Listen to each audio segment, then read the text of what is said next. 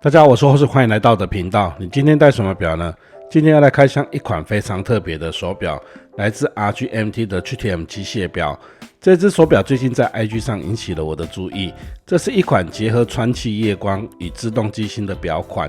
联系品牌后，他们想要邀请我试戴并分享开箱体验。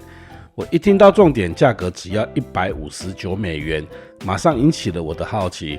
因为你知道吗？在我的印象中，有搭载川崎夜光这种军用规格的手表，像是雷明石、波尔表，不仅价格都不低，而且主打的就是军规、耐用、全天候清晰读时的特性。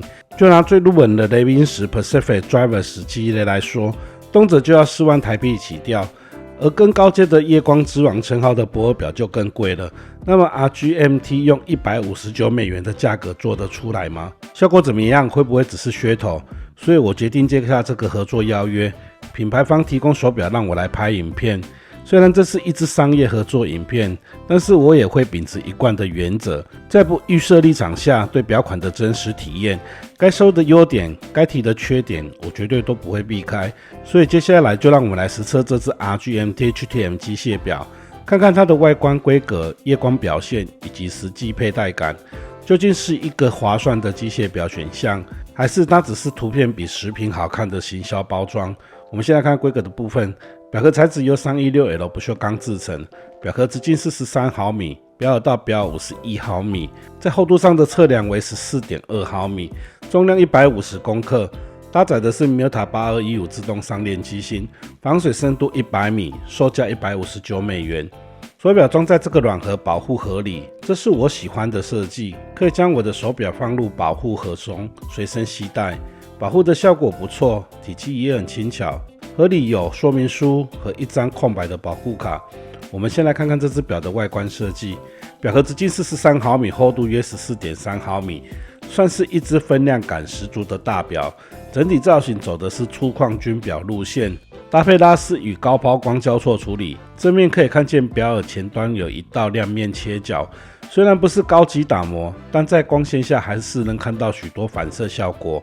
至于表圈则是全抛光处理，没有太复杂的设计，一种简单粗犷的感觉。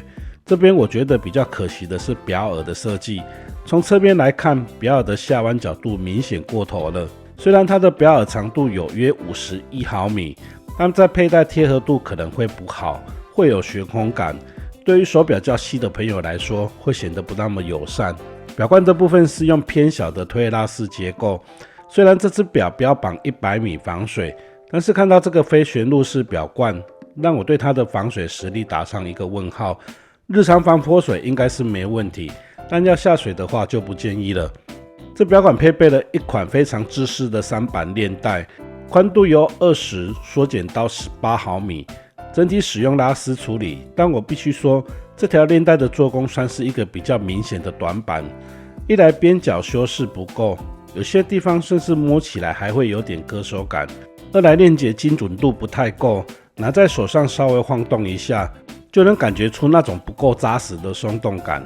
表扣采用按压式的双按折叠扣，长度偏短，只有2个微调孔，这对我这种偏大的腕围来说，调整空间有点不太够，也会影响整体的配重与贴合。我也希望这个表扣能够做得再大一点，精致一点，整体佩戴感受会更好。一开始我对这面板的第一印象是，照片看起来比实品漂亮多了。为什么会这样说？原因其实是来自镜面材质的选择。这表款使用的是拱形的矿物玻璃镜面，而非抗刮的蓝宝石水晶。这代表什么呢？在正常室内光线或户外日照下，你会看到镜面上出现大量的眩光，甚至有些雾雾的感觉。当光线角度稍微不对，整个盘面的细节就会被反光吃掉，这对阅读性与质感来说都是一个扣分。这点我觉得蛮可惜的，因为实际上这个表盘的设计其实不差，中间采用深黑色基底，搭配菱形纽锁纹纹理，试图营造一种波浪或雷达扫描的感觉。这种纹理在灯光下还是有些许层次感。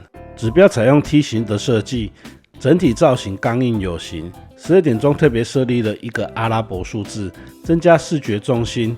另外盘面上中央还配置了十字坐标线，以及24小时数字，这在军表中是常见设计，既有视觉对称感，也强化了一种战术工具的氛围。在细节上，我觉得值得一提的是时标外圈的亮面抛光面，虽然微小，但在灯光下还是能产生些微反射，让面盘多了些层次。6点钟方向的日期视窗也算处理得不错，外框带有斜角修饰，砍入方向干净利落，没有那种突兀的强塞感。而我最关注的川崎夜光的部分，分布在指针与时标上，从画面中可以看到，白色时针与红色分针上都有穿气管，而表盘外圈5分钟刻度上也配置了横向穿气管。不过这里我要坦白说一句实话，这标款的夜光的表现没有我预期的好。原本我以为川崎夜光应该会有不挑光源、持续发亮的超强优势，但实际暗示观察，它的亮度只能算是微弱可见，远不如波表那种一看就惊艳的等级。和官网宣传图里那种发光棒的效果比起来，有不少的落差。这标款是使用来自日本的入门机芯 Miyota Caliber 8215。这个机芯有什么特色呢？如果你对平价机械表有点研究的话，你应该不会感到陌生。它几乎是目前市面上最常见、成本最低的自动上链机芯之一。振频是21600次，也就是每秒6振，不算高频。动力储存大约是42小时。这个数字对现今的佩戴者来说已经不太够用了。再来，它的精准度大约落在正30到负20秒之间。说白一点，它只是还算可以的程度。但换个角度想，能以$160的价格买到正统日本制自动机芯，这点对入门玩家来说还是有吸引力的。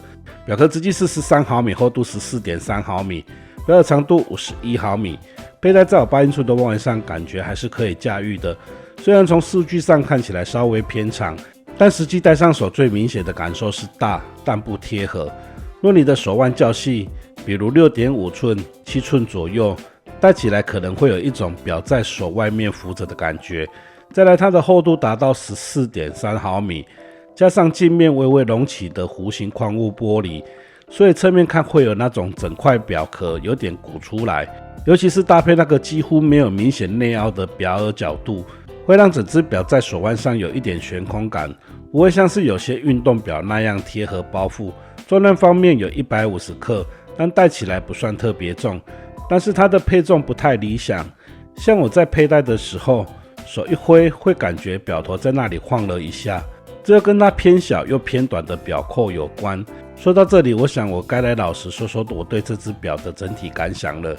有一点是它的价格只需要$159，也就是大概新台币4000多块。对于一只有川崎夜光、采用自动机芯的手表来说，这个价格的确非常少见，但只记得夜光效果很一般。第二是使用了来自 Miyota 的8215自动上链机芯，这枚机芯虽然不完美，但它的耐用、稳定性还是被市场证明过的。如果你只是想要买一只机械表带着玩，这机芯还是撑得住的。而待改进的部分就是使用矿物玻璃，让整只表在光线下非常容易产生眩光与雾感，其佩戴的贴合度也不太理想，加上厚度太厚，链带锋利的边角、短小的表扣、松动的链接，这都让它在佩戴体验上打了不少折扣。整体来说，这不是一款很棒的手表，甚至有几个地方让我感到失望。但如果你喜欢这个风格的外形，又对川崎夜光有兴趣，在预算有限的情况下，它是一只可以试试看的选择。以上是对 RGMT Trillium 机械表的介绍，你是怎么看的呢？你会愿意买这种不到$5000搭载川崎夜光的机械表吗？还是你觉得手表要精致，该要到位才值得放上手腕？欢迎留言告诉我，你们的每一个留言我都有仔细观看，这也是我创作的最大动力。